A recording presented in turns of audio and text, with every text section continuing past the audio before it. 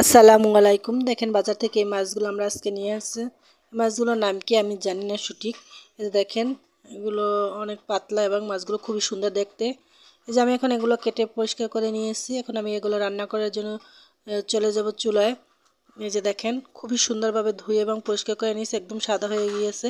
এখন আমি মাছগুলোকে লবণ আর হলুদ মেখে নিয়েছি। এখন এগুলো আমি ভাজি করে নিব। এই যে আমি আবার ভাজি করা ছাড়া আমরা খাই না সবাই। এই যে দেখেন খুব সুন্দরভাবে একটা কড়াই বসিয়ে দিয়েছি চুলায়। চুলাটা কড়াইয়ের ভিতরে কিছু তেল দিয়েছি, গরম হয়ে গেছে। এখন এর ভিতরে মাছগুলো সুন্দরভাবে দিয়ে দেব, দিয়ে সুন্দর করে ভাজি করে নিব। যে একটা পাশ হয়ে গেছে, এখন আমি অন্য পাশটা তুলে দেব। অন্য পাশটা এরকম ঘুরে ঘুরে একটু ভাজি করে নিচ্ছি। যে দেখেন এখন আমি অন্য পাশটা তুলে দিব। অন্য পাশটা যাতে সুন্দরভাবে একটু হালকাভাবে ভাজি করে নেব। যে দেখেন এখন অন্য পাশটাও প্রায় হয়ে গিয়েছে। এখন আমি এটা চুলা থেকে তুলে নেব, অন্য একটা কড়াই বসিয়ে দেবো চুলার ভিতরে। এই যে দেখেন কড়াইটা বসিয়ে দিয়েছি, কড়াইতে কিছু তেল দিয়ে দিয়েছি। এখন দিয়ে দিলাম পেঁয়াজকুচিটা দিয়ে সুন্দর করে নেড়েচেড়ে একটু বাদামি করে ভেজে নেব। এই যে এখন বাদামি করে ভাজা হয়ে গেছে, এখন আমি এর সাথে দিয়ে দেবো কিছু পেঁয়াজ বাটা। এই যে বাটা পেস্টটা দিয়ে দেবো, যেহেতু মাছটা একটু ভুনো ভুনো করবো এই জন্য একটু বাটা পেস্টটা দিলে ঝোলটা গাঢ় হয়ে যায়। তারপর দেখেন এটা এখন ভাজা ভাজা করে নিচ্ছি। এখন এর ভিতরে দিয়ে দেবো আমি একটু আদা আবার রসুন বাটা দিয়ে, আদা রসুন বাটাটা দিয়ে সুন্দর করে একটু কষিয়ে নেব যাতে কাঁচা গন্ধটা চলে যায়। এই যে দেখেন কষিয়ে নিচ্ছি।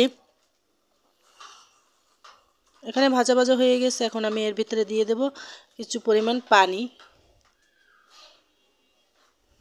এই যে পানিটা অ্যাড করে দিলাম, পানিটা অ্যাড করে দিয়ে মশলাটা ভালোভাবে কষিয়ে নেব নেড়ে। তারপরে এর ভিতরে গুঁড়া মশলাগুলো দিয়ে দিব, যেমন ধরেন ধনিয়ার গুঁড়া, মরিচের গুঁড়া, হলুদের গুঁড়া, সব গুঁড়া মশলাগুলো দিয়ে এখন আমি নেড়ে সুন্দরভাবে কষিয়ে নিচ্ছি। এই যে দেখেন মশলাটা কষানোর পরেই তরকারিটা মজা হয়। যে আমি এখন কষিয়ে নিচ্ছি। এই যে কষানো হয়ে গেছে, এখন আমি এর ভিতরে কিছু নতুন আলু কেটে পরিষ্কার করে রেখেছিলাম, এই আলুগুলো এখন দিয়ে সুন্দর করে একটু কষিয়ে নেব। যেহেতু বাচ্চারা খাবে এজন্য এটার ভিতরে একটু আলু দিয়ে দিলাম। আর মাছগুলো বেশ কাটা আছে এজন্য আলু দিয়ে ওরা খেতে পারবে। এই যে দেখেন আলুটা কষিয়ে নিয়েছি, এখন এর ভিতরে একটু পানি দিয়ে আলুটা সেদ্ধ করে নেব। এই যে দিয়ে দিলাম একটু পানি অ্যাড করে, পানি দিয়ে ঢাকনা দিয়ে কিছুক্ষণ রান্না করে নিব যাতে আলুটা সেদ্ধ হয়ে যায়। ঢাকনা দিয়ে দিলাম।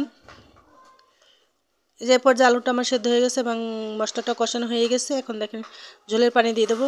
ঝোলের পানি দিয়ে সুন্দর করে এখন নেড়েচেড়ে এগুলো মশলাগুলো সব কিছু মিশিয়ে নেব। এই যে মশলাগুলো মিশিয়ে নিয়েছি, এখন এই পর্যায়ে আমার খুবই সুন্দরভাবে মিশানো হয়ে গেছে। এখন পানি ফুটে উঠেছে, এখন এর ভিতরে দিয়ে দেবো আমি ভেজে রাখা মাছগুলো।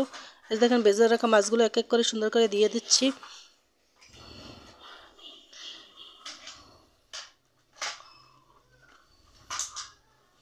এই মাছটা খেতে কিন্তু খুবই সুস্বাদু হয়। এই যে দেখেন দিয়ে দিচ্ছি, এখন মাছটা কিছুক্ষণ রান্না করে নিয়ে আসি। এই যে দেখেন এ পর্যায়ে আমার মাছ হয়ে গেছে, কিছু কাঁচামরিচ দিয়ে দিয়েছি, লবণটা চেক করে এখন আমি ধনেপাতা দিয়ে দিয়েছি। খুবই সুস্বাদু।